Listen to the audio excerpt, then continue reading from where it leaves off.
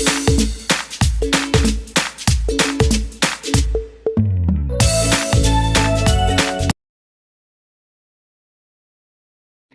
बच्चों आप लोग कैसे हैं। आई होप आप सभी लोग बहुत अच्छे होंगे।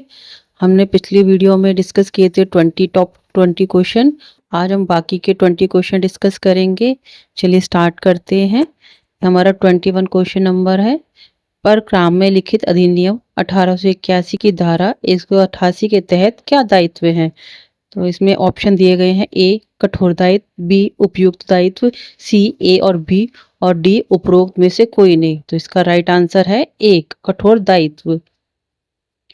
22वां है हमारा, भूमि अधिग्रहण अधिनियम 1894 के उद्देश्य हैं। ए सार्वजनिक उद्देश्यों और उद्योग के लिए भूमि अधिग्रहण के कानून में संशोधन करने का एक अधिनियम, बी सार्वजनिक उद्देश्य और व्यवसाय के लिए भूमि की खरीद के कानून में संशोधन करने का एक अधिनियम, सी सार्वजनिक प्रयोजन और विनिर्माण के लिए भूमि संपत्ति के कानून में संशोधन करने का एक अधिनियम, और अंत में है डी सार्वजनिक उद्देश्यों और कंपनियों के लिए भूमि अधिग्रहण के कानून में संशोधन करने का एक अधिनियम। तो इसका राइट आंसर है डी सार्वजनिक उद्देश्यों और कंपनियों के लिए भूमि अधिग्रहण के कानून में संशोधन। अब हमें आए नेक्स्ट क्वेश्चन 23वां, मुस्लिम अधिनियम 1939 के विघटन के तहत एक मुस्लिम पत्नी विवाह विच्छेद की मांग कर सकती है यदि उसका पति डैश तक वैवाहिक जीवन निभाने में विफल रहता है। तो इसका राइट आंसर बताने से पहले हम ऑप्शन देखते हैं। ऑप्शन ए 2 वर्ष, बी 3 वर्ष, सी डी 4 वर्ष, डी है 5 वर्ष। तो राइट आंसर है 3 वर्ष। 24 क्वेश्चन नंबर, क्यूरेटिव यानी इसका मतलब होता है उपचारात्मक याचिका की अवधारणा भारत के सर्वोच्च न्यायालय द्वारा किस मामले में पेश की गई है। उपचारात्मक इंग्लिश वालों को समझ नहीं आएगा तो इसका रेमेडीज मीनिंग होता है रेमेडी। इसका ऑप्शन देख लेते हैं। ए रूपा अशोक उरा बनाम अशोक हुरा, AIR 2002, SC 1771। SC का मीनिंग होता है सुप्रीम कोर्ट। बी है MC मेहता बनाम union of India, AIR 1987, SC 1087 यानी 1087। सी है कृष्णा स्वामी बनाम union of India 1992, 45 CC 605। D Sheela Barse बनाम यूनियन ऑफ इंडिया 1986, 35 CC 5962। इसका राइट आंसर है ए रूपा अशोक हुर्रा बनाम Ashok hurrah, AIR 2002, SC 1771। Next question हमारा है 25, दंड प्रक्रिया संहिता CRPC की निम्नलिखित में से कौन सी धारा अनियमितताओं से संबंधित है जो कार्यवाही शुरू करती है। इसके ऑप्शन देखते हैं हम। ए धारा 460, बी धारा 461, सी धारा 462 और डी धारा 468। राइट आंसर है इसका धारा 461 यानी बी ऑप्शन। 26, निम्नलिखित में से क्या डिक्री का एक अनिवार्य तत्व नहीं है। इसमें हमें ध्यान रखना है क्वेश्चन पढ़ते वक्त कि इसमें हमसे क्या पूछा गया है कि डिक्री का एक अनिवार्य तत्व नहीं है। तो ऑप्शन है इसके, ए पार्टियों के अधिकारों का विशिष्ट निर्धारण, बी निर्णयादेश के औपचारिक अभिव्यक्ति, सी एक विज्ञापन जिसमें एक अपील एक ऑर्डर से मिली अपील के रूप में निहित है, और डी अदालत के समक्ष एक सूट में दिया गया निर्णय। राइट आंसर इसका है सी एक विज्ञापन जिसमें एक अपील एक ऑर्डर से मिली अपील के रूप में निहित है। इसका नेक्स्ट क्वेश्चन हमारा है 29, भारत में अपशिष्ट शक्तियों का प्रयोग किसके द्वारा किया जा सकता है। ए संसद, बी राज्य विधानसभाएं, सी राष्ट्रपति और डी ए और बी। तो इसका राइट आंसर है संसद। तो इसका 30 क्वेश्चन है हमारा, IPC के प्रावधान के तहत अपराधियों को क्या दंड दिए गए हैं। इसके ऑप्शन है, ए मृत्युदंड और आजीवन कारावास, बी कठोर कारावास और साधारण कारावास, सी संपत्ति जब्ती और जुर्माना और डी उपरोक्त सभी। तो इसका राइट आंसर होगा डी उपरोक्त सभी। क्योंकि आईपीसी के जो प्रावधान दिए गए होते हैं उसमें अपराधियों को इनमें से कोई भी दंड दिया जा सकता है। ये डिपेंड करता है कि उसने किस तरीके का अपराध किया है। ठीक है। अब हमारा 31 है 31 एमनर्थन हेमनाथन नियम को निम्नलिखित के कानून का आधार बनाते हैं।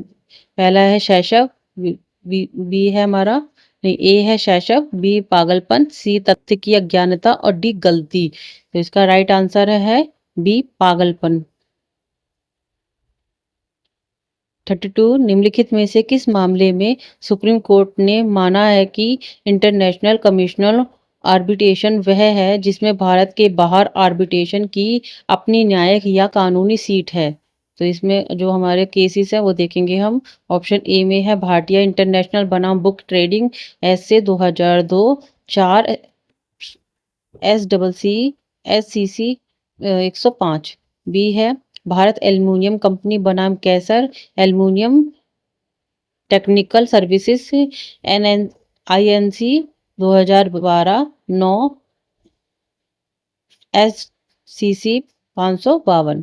और इसका है सी बूज एलन और Hamilton NC N I N C बनाम SBI home finance limited 2011, 5 SCC 532। और डी विमल किशोर शाह बनाम जयेश दिनेश शाह 2016, 8 एसएससी 788। तो इसका राइट आंसर है ए भारतीय इंटरनेशनल बनाम बुक ट्रेडिंग एस से 2002, 4 एससीसी 105। 33 है हिंदू उत्तराधिकार अधिनियम 1956 में निम्नलिखित प्रावधानों में से कौन सा कानूनी राज्यगामी होने पर लागू होता है। ए धारा 25, बी धारा 26, सी धारा 27 और डी धारा 29। तो इसका राइट आंसर है धारा 29। 34 एसिमेटिक क्रिप्टो सिस्टम और हैश फंक्शन के उपयोग से प्रभावित होने वाले प्रमाणीकरण को निम्नानुसार जाना जाता है। ए पब्लिक की, बी प्राइवेट की, C digital signature and D electronic governance. ये क्वेश्चन जो है ये साइबर लॉ से कनेक्टेड है। तो इसका आंसर होगा डिजिटल सिग्नेचर यानी ऑप्शन सी।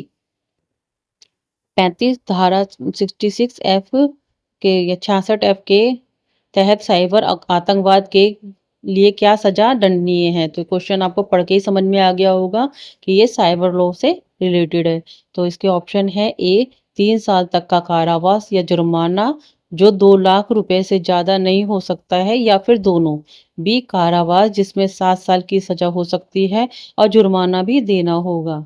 सी कारावास जो आजीवन कारावास तक हो सकता है और डी कारावास की अवधि 10 साल तक बढ़ सकती है और जुर्माना भी देना होगा। तो इसका राइट आंसर है सी कारावास जो आजीवन कारावास तक हो सकता है।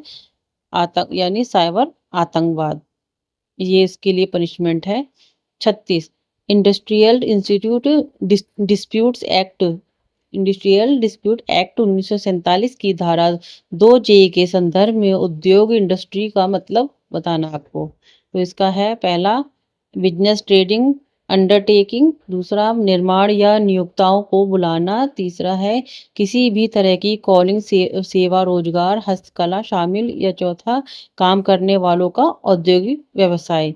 अब इसके हम ऑप्शन देखेंगे कि कौन से ऑप्शन हमारा सही है। ए 1 और 2, बी है 1, 2, 3, सी 3 और 4 या डी ऊपर के सभी। तो इसका ऑप्शन होगा ऊपर के सभी यानी जो भी इसमें शामिल है ये सभी के सभी इंडस्ट्रियल के अंदर आते हैं। 37 है निम्नलिखित कथनों में से एक कथ्य सत्य कथन नहीं है वह कौन सा है। तो इसमें हमें ध्यान रखना है पढ़ते वक्त कि नहीं पूछा गया है ये हाँ पूछा गया है। ठीक है। तो इसके ऑप्शन है एक यह सह अभियुक्त द्वारा अन्य सह अभियुक्तों को आरोपित करने की स्वीकारोक्ति सिद्ध होगी। बी एक पुलिस अधिकारी के पास किया कबूलनामा साबित नहीं किया जा सकता है। बी सी मजिस्ट्रेट की उपस्थिति में किसी भी व्यक्ति के सामने पुलिस अधिकारी की हिरासत से किसी व्यक्ति द्वारा की गई स्वीकारोक्ति साबित की जा सकती है। और डी, यदि किसी व्यक्ति को स्वीकारोक्ति किसी वस्तु के खोज की ओर ले जाती है तो यह साबित की जा सकती है। इसका जो राइट आंसर है वह है सी, मजिस्ट्रेट की उपस्थिति में किसी भी व्यक्ति के सामने पुलिस अधिकारी की हिरासत से किसी व्यक्ति द्वारा की गई स्वीकारोक्ति साबित की जा सकती है। अब हमारा क्वेश्चन 38 यानी 38, कश्मीरा शाह सिंह बनाम मध्य प्रदेश राज्य किस विषय का एक प्रमुख मामला है? ए, मरने की घोषणा, बी, एडमिशन यानी स्वीकृति, सी पुलिस अफसर के पास की गई स्वीकारोक्ति, या डी, एक सह अभियुक्त की स्वीकारोक्ति। तो इसका आंसर होगा डी, एक सह अभियुक्त की स्वीकारोक्ति।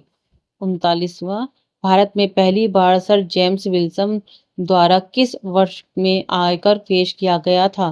तो इसके ऑप्शन है हमारे ए 1886, बी 1868, सी 1860 या उपरोक्त में से कोई नहीं। तो इसका राइट आंसर होगा 1860। अब आखिर में हम देखेंगे अपना 40 क्वेश्चन। निम्नलिखित में से क्या न्यायालय के एडवोकेट का कर्तव्य नहीं है? इसमें भी आपको ध्यान रखना है कि इसमें जो एडवोकेट का कर्तव्य नहीं है वो हमें देखना है। पहला है साक्ष्य अधिनियम की धारा 126 का उल्लंघन नहीं करना। दूसरा यानी बी, उस कार्यकारी समिति और संगठन की ओर से पेश नहीं होना चाहिए जिसका वह खुद एक सदस्य हो। सी, न्यायालय, ट्रिब्यूनल या प्राधिकरण के समक्ष उपस्थित नहीं होना जिसमें उसका निकट संबंध सदस्य हो। डी, न्यायालय के समक्ष किसी मामले की प्रस्तुति के दौरान गरिमा और स्वाभिमान के साथ में आचरण करना और न्यायालय के समक्ष कार्य करना। तो इसका राइट आंसर होगा ए, साक्ष्य अधिनियम की धारा 126 का उल्लंघन नहीं करना। तो ये हमारे 40 क्वेश्चन तैयार हो गए हैं। अगर आपको मेरा पढ़ाया हुआ समझ में आता हो तो कृपया मेरे चैनल को लाइक कीजिए, सब्सक्राइब कीजिए और शेयर कीजिए। राधे राधे।